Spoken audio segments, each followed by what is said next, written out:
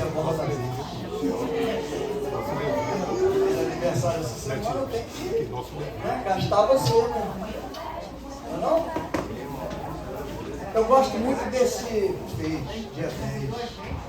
Nem convidou. Me levou para um restaurante que eu estava bebendo água. Eu falei, quem liga essa água? O negócio estava assim. Eu ia andar para tirar uma foto.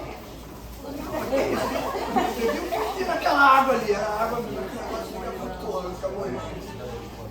Fez aniversário, comemorando. O negócio é legal. Uma comidinha barata e bacana. Igual de rico. Sabe aquele negócio de rico? Fica em cima da água flutuando. Mas legal, legal. Foi legal, foi bom. Foi um dia bom. Curtimos um pouquinho. Eu gosto muito desse louvor. Principalmente o refrão que fala assim: o dia não terminará sem que eu veja Deus agir em meu favor. A gente tem que crer. Não dá pra gente caminhar com Jesus achando que o dia mau vai passar por outro dia. Ele vai ter que terminar de uma forma ou de outra. Sabe como tem coisas que às vezes você determina isso? O dia mau ele não pode passar de um dia para o outro. A Bíblia não fala para a gente não deixar o sol se pôr sem que a gente resolva aquele problema daquele dia, para que ele não se acumule. O problema nosso é acumular as coisas. Eu quando falo sobre isso, eu me lembro, eu vi um programa, não sei se vocês já viram esse programa. Aqui no Brasil não deve ter não, mas nos Estados Unidos tem muito. As pessoas que têm problema de acumulação, acumulam as coisas. No Brasil não tem, né? Só lá fora que tem isso, né? A gente aqui é diferente, né? A gente não acumula nada, né? As mulheres aqui têm só 3 sapatos. Por isso que eu pedi para minha esposa fazer na frente. Não, você abre o guarda-roupa da sua esposa em casa, tem uns 377 vestidos. Pobre que não contou. Né? E aqueles que estão na esquerda. Lá em casa de vez em quando, assim, na casa de você não acontece não, lá em casa de vez em quando é isso. Eu não. Eu não tenho como achar sapato para etiqueta, né? Porque eu só tenho 2 sapatos, preto e um marrom. Acabou, não tem para quê, eu só tenho 2 pés. Mas de vez em quando, e aqui? Essa sandália não está com etiqueta. E já tem uns 3 anos. Você está do lado da mão, você está fazendo aniversário todo. Agora está meu irmão. Fica aí que eu aproveito, eu gasto logo as 2. Você e ela, mas eu amo você. Aí eu vi aquelas pessoas acumulando coisas. Eu vi uma mulher, eu fiquei impressionado, ela não conseguia andar dentro de casa. Aí a outra foi lá para aconselhar ela, para tentar tirar aquilo, né? Ver o que dava para fazer para diminuir, porque ela tinha um beco para ela andar em casa. Ela tinha um beco para ir para o banheiro, um beco para ir na sala, um beco para ir na cozinha, e o resto era tomado de bagulho, empilhado um em cima do outro. E às vezes, o que a gente faz com a nossa vida é a mesma coisa. A gente vai empilhando o problema. Ao invés de resolver, a gente vai empilhando o problema. E vai ficando para trás. E aquele problema vai multiplicando, porque ele vai somando com o outro. Aí Deus às vezes quer dar uma solução e a gente acaba que não ouve, porque na verdade a gente não quer ouvir, porque não tem como não ouvir. E a coisa vai ficando complicada, por isso que tem muita gente caminhando no nosso meio com problemas. Porque não está eliminando. Gente, é questão de prioridade.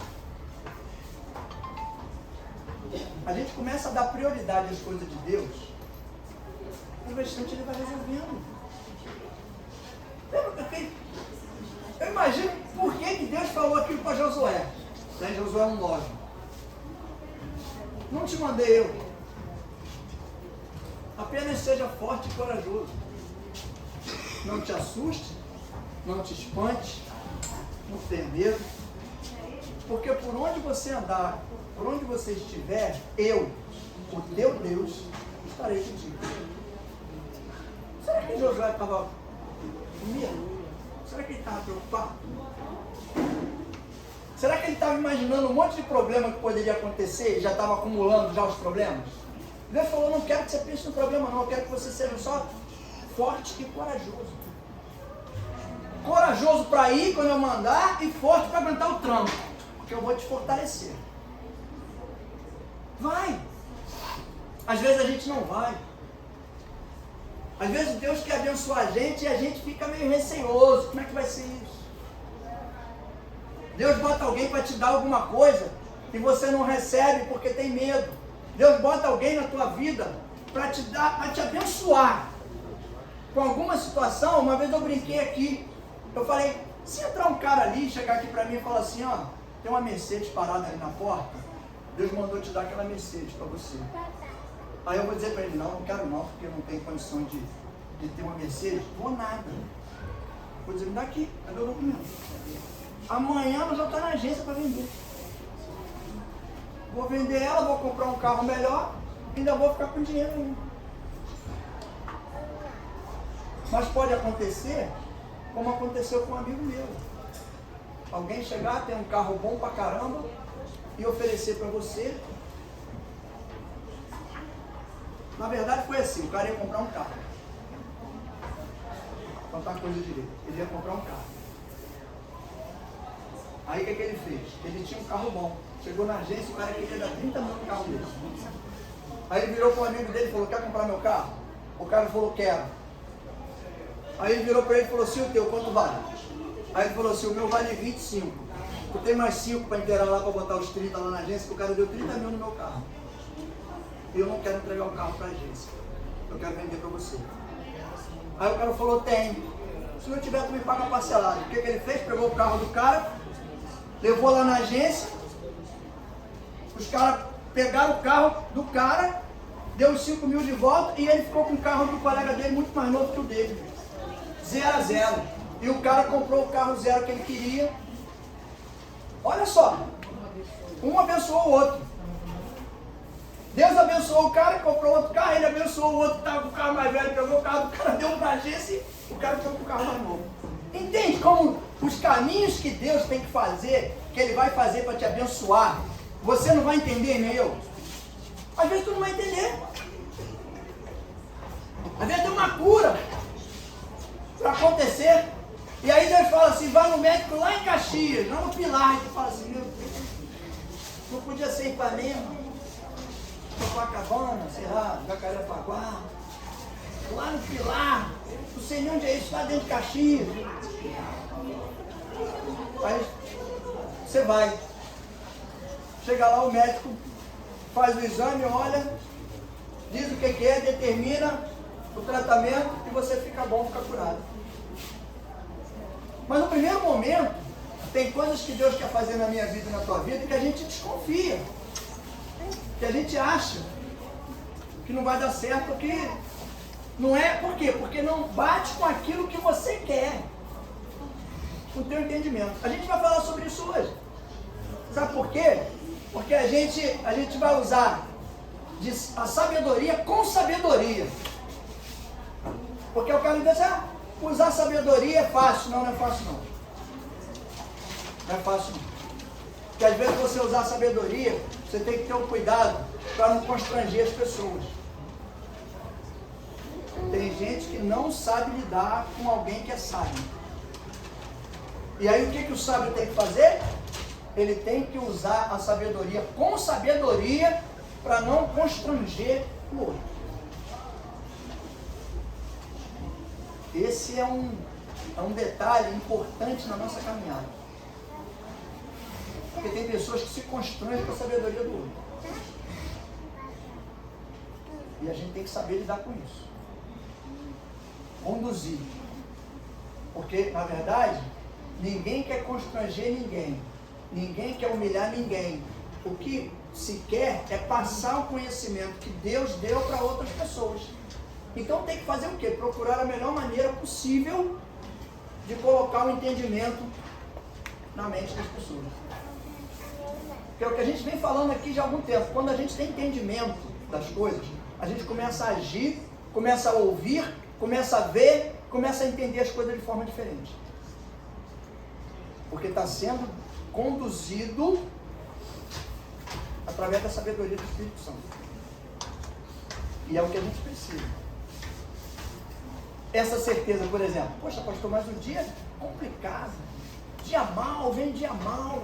Tem dia que é complicado. Mas aí o louvor diz, o dia não terminará sem que eu veja Deus agir em meu favor. É uma determinação. Pode estar ruim, pode estar difícil, pode estar complicado, mas o dia não terminará sem que eu veja Deus agir em meu favor. Às vezes o favor é resolver a situação? Pode ser. Mas às vezes o favor de Deus também é acalmar teu coração.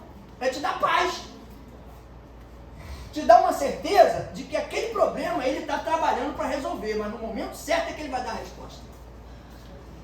Às vezes não é hoje, não é amanhã, mas pode ser semana que vem. Pode ser na quinta-feira. Já viu quando a gente acorda, a gente dorme com um dia mal, e quando você acorda no dia seguinte, aí vem uma notícia boa, para te tranquilizar, uma notícia que te dá paz, te dá entendimento de que Deus está agindo. Não, ele não está agindo, ele agiu lá atrás. A resposta é que veio naquela hora. Mas ele já estava agindo lá atrás, ele já estava trabalhando. Só que ele precisa que a gente também se movimente. A gente cansa de falar aqui que o vaso, ele só desenvolve, ele só cresce em movimento. Vaso parado continua sendo argila. Nós vamos ter aí, eu acho que em março ou abril, 11 obreiros e mais 2 diáconos. Para que isso tudo, pastor? Para isso não é que você pensou, para trabalhar. Já falei com todo mundo, para ficar sentado, para não fazer nada, já chega aí. Tem que ter gente para trabalhar. Crescimento na obra de Deus sem trabalho não existe.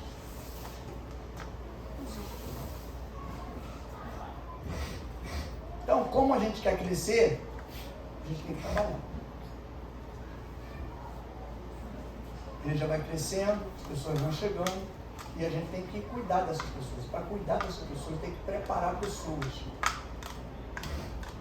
com entendimento, com discernimento, para poder fazer aquilo que Deus determinar. Cada um de nós que está aqui, Deus tem um propósito na nossa vida. A gente pode nem saber. A gente pode ter ficado longe um tempo, pode ter se afastado um tempo, mas Deus tem um propósito. Meu filho ficou afastado de Deus 8 anos.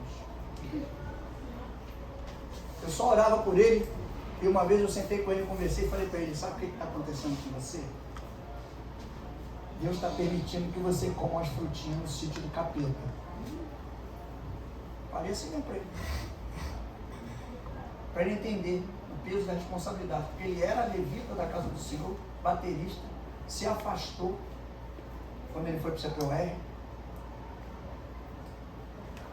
E eu só alertava ele e orava por ele. Eu falei, mas vai chegar a hora que Deus vai trazer você de volta.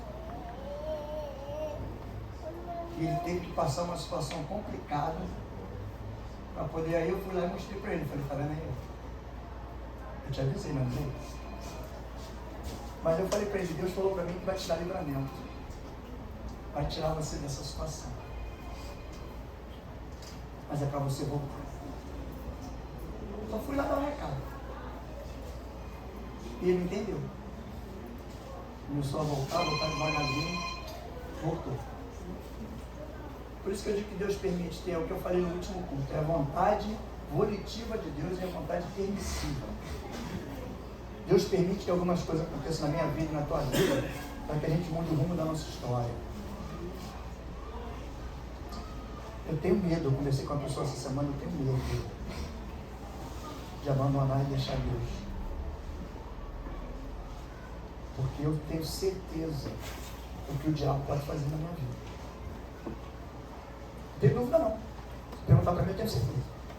Não tenho dúvida nenhuma. Até porque,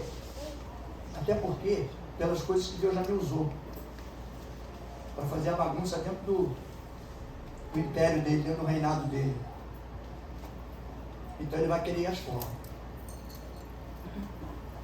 Por isso que isso é uma das coisas boas. Ah, pastor, é bom o senhor ter medo? É. Sabe por quê? Porque eu não saio da presença. Eu fico com medo. Toda vez que me dá vontade, eu faço igual aquele índio que tinha antigamente, que eu não peguei isso, mas me conta, que tinha um índio no programa que falava pezinho para frente, pezinho para trás. Quando era coisa boa, ele pezinho para frente. Quando era ruim, ele pezinho para trás. Eu fiz assim, pezinho para trás. Você pensa que a gente não tem vontade não de chutar o balde? Vai diminuindo com o tempo. Mas vontade dá. Porque eu provei isso nas pregações aí, nos cultos passados. Eu falei da natureza pecaminosa. A natureza pecaminosa está dentro de mim, dentro de você o tempo todo. A vontade de fazer, de vez em quando a gente vai ter. O que vai travar a gente é o Espírito Santo. Porque nós estamos em quê? Na segunda fase. Eu falei que na primeira fase, quando a gente se converteu, nós entramos na fase da justificação, pela fé. E nessa fase, você começa a ser liberto de quê? Da acusação, da penalidade do pecado. Você não fica livre do pecado. Você fica livre da penalidade. Aí entra na segunda fase, que é a santificação. Na santificação você perde o pecado? Não. Você começa a se libertar de quê? Do poder do pecado sobre a tua vida. Por quê? Porque você está sendo guiado pelo Espírito Santo. E você quer fazer a vontade do Espírito Santo. Aí na terceira fase, que é a fase da glorificação, aí você fica livre do teu pecado? Vai ficar. Sabe por quê? Porque onde você vai receber o corpo glorificado, não tem como entrar no céu com natureza pecaminosa. Aí você fica livre. Isso é só para dar uma alerta, porque a gente pensa às vezes que o pecado da natureza pecaminosa foi embora. Não foi não. Às vezes tem gente que se julga por isso. Ah, mas, poxa, tem um irmão lá na igreja que ele não pensa assim que nem eu. Ele não tem essas vontades, essas coisas ruins assim, fazer as coisas ruins. Ou então, falar alguma coisa que desagrada. Não está sozinho nesse barco não. Tem um monte de gente assim, que pensa também assim, que fala. Estamos todos. Eu citei até um versículo, acho que é de João, lá no capítulo, acho que 5, versículo 29, quando João fala, Deus está comigo. Ele nunca me deixou só. E aí ele complementa no final. Porque eu faço aquilo que lhe agrada. Aleluia, glória a Deus. Como é que você faz as coisas que agradam a Deus e Deus vai deixar você só? Vai te abandonar? Nunca.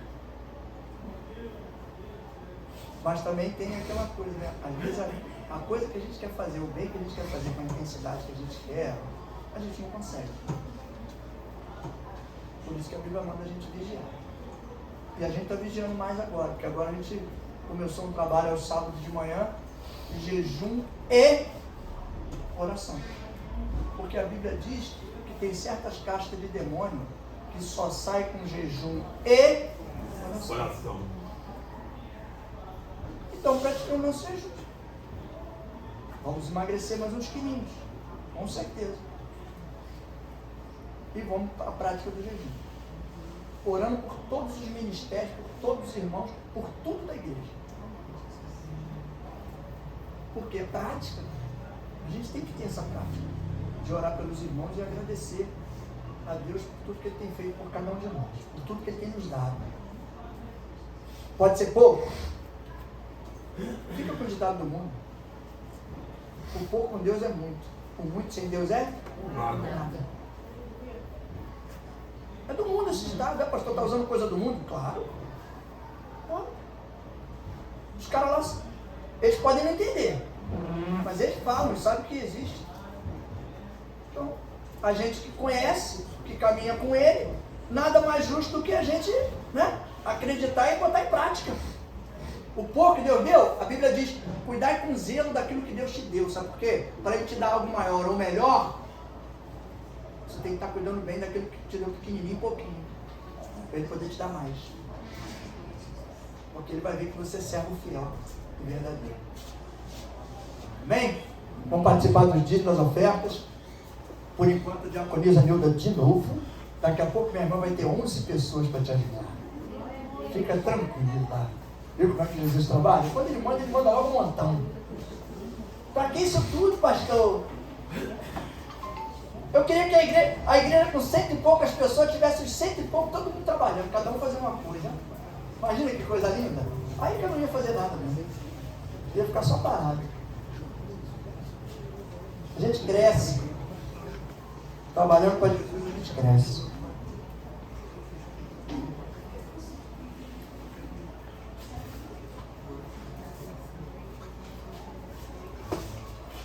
Tem umas coisas que eu vejo, eu até aconselho você durante o seu dia a dia, algumas coisas que acontecerem ao teu redor, perto de você, o que você souber, processe isso de acordo com a visão espiritual. Visão não critica não, processa com a visão espiritual. Analisa, de repente vai até servir como exemplo para a gente tomar alguma direção, alguma atitude. O que eu falei aqui no outro dia, quando eu vejo os pastores aí caindo em ministério, eu não fico feliz não. Fico não. Nem comemoro. Tem crente que comemora, né? Tem crente, tá vendo lá, viu? Fez isso comigo, agora lá onde está. A gente tem que vigiar. E orar, sabe por quê? É o que eu falei. Se for pastor, foi criado na mesma fundação. Se for diácono, foi criado na mesma fundação. Se for obreiro, foi criado na mesma fundação. Então, o problema que deu para um, pode dar para o outro. Mas quando a gente ora e vigia, aí a gente consegue se desvencilhar. E às vezes até trazer de volta. Porque todos podem passar por um momento de fraqueza, de falta de entendimento. Digo aqui que eu fiz uns trabalhos de rua, não muito tempo, entregando comida na rua. Se for para mim, eu não estou não. Acho que eu não vou atender ninguém. Eu fui fazer um trabalho de rua, e aí vi pastores, diáconos, evangelistas, muita gente desviada, afastada.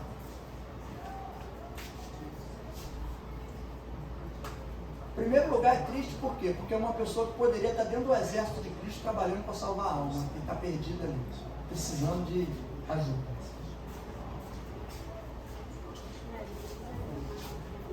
E às vezes a gente não pode nem ajudar muito, a gente só pode orar. E às vezes você vai falar com um cara desse, um cidadão desse, o cidadão acha que ele é o supra-sumo, super-homem, gosta da palavra de Deus, sabe tudo. Aí eu sou meio grosso nessa hora para responder, porque o cara fala um negócio para mim que não é legal, dentro da palavra eu vou responder dentro da palavra. Você fala um monte de bobagem para mim, eu vou falar para ele, sabe qual é a diferença entre nós dois? Eu não conheço nada. Você conhece muito, a Bíblia toda. Mas o pouquinho que eu conheço, eu estou tentando viver. E você não, você tá, se você estivesse vivendo, não estava ali. Quando a gente bota em prática aquilo que Deus ensina a gente, que seja um versículo, a gente consegue suporte e alimento suficiente para superar as adversidades. Quando a Bíblia fala que 10 cairão, como é que é? Mil cairão no seu lado, 10 mil à sua esquerda. À direita. Se for canhoto, para a esquerda. Se for destra, para a direita, né? E aí, mas tu não será atingido. Quem são esses 11 que caem perto do crente? É o quê? Tem que cair perto do crente. Demônio. Pode falar. Demônio. 11 mil. Aí agora tu bate no peito, né? Tu fala, que isso? Derrubei 11 mil hoje. A Bíblia não fala todo dia, 11 mil. Como tu derrubou 11 mil hoje? tu nem viu. Puxa, mas tem tanto demônio assim, pastor? Ó. Ainda bem que Deus não permite a gente ver. Eu conheci uma pessoa que ele chegou num estágio tão crítico, porque para mim é estado crítico isso, não é estágio normal. Isso é crítico. Jesus não criou ninguém, não preparou ninguém para ficar vendo demônio na rua. Preparou para expulsar demônio. Para café não. A mulher falou para mim que a pessoa vinha andando para ela assim na direção dela, ela olhava assim, via a pessoa andando e o demônio do lado da pessoa andando junto. Eu falei, cruz credo. Eu falei, e o anjo, tu não viu não o anjo? Aí ela olhou para mim, acho que não, o anjo eu não via não. Tem alguma coisa errada. Tem que ver o demônio, tem que ver o anjo também. Hã? Andam no mesmo limiar, guerreiam juntos. Então tem que parar com esse negócio de querer ver demônio. Demônio de crente tem que ver demônio. Crente tem que fazer, sabe o quê? É ter poder através da palavra do Espírito Santo dele para expulsar. Não é para ver não. E se um dia manifestar algum perto de você, não fica fazendo questionário com ele não, porque tu vai tomar café na casa dele? Tu vai almoçar com ele? Tu vai à praia com ele? Então para que tu quer saber o nome dele, de onde ele veio, o que ele quer fazer, o que ele veio fazer, quem é ele, quem não é, quem autorizou ele? Quem não autorizou nada. É em nome de Jesus, vai embora e acabou. Tu está tratando o corpo da pessoa, não é ele. Amém? Vamos orar? Em nome de Jesus? Agradecer a Deus pelo que ele tem feito. Serginho, vem orar aqui para nós. Pelos dízimos e pelas ofertas, em nome de Jesus.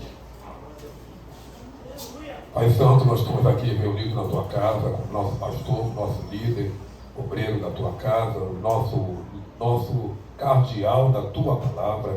Abençoa cada dizimista, abençoa cada irmão, membresia da nossa igreja, cada um que vai dizimar na tua casa, que trazer todos os dias na casa do Senhor, para que haja mantimento na tua casa. Visita agora a dispensa de cada um membro da tua igreja, de cada um filho teu, aqueles também que estiverem desempregados, abre a porta de emprego, abençoa a finança para que eles possam derramar todos os dízimos na tua casa, Pai querido, e fazer prova do teu amor, porque tu, Pai querido, não fica devendo nada a ninguém, tu é credor, tu derrama mais de 1 milhão de bênçãos na nossa vida, saúde, financeiro, e muito mais, promessas, bênçãos, todas promessas, todos os sonhos também derramados nas nossas vidas. Abençoa cada um, abençoa os dizimistas, abençoa a nossa vida, em nome de Jesus. Amém. Amém. Glória a Deus. Vou estar aqui à frente, recebendo o seu envelope e abençoar a sua vida em nome de Jesus.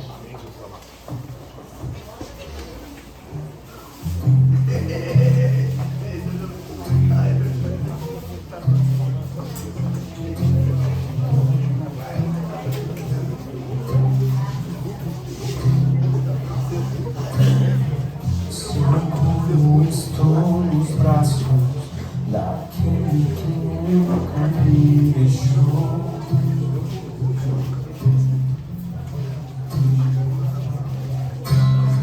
Seu amor perfeito sempre esteve repousado em mim. Se eu passar pelo vale, acharei conforto em teu amor. Eu sei que és aquele que me guarda, me guarda. Em teus braços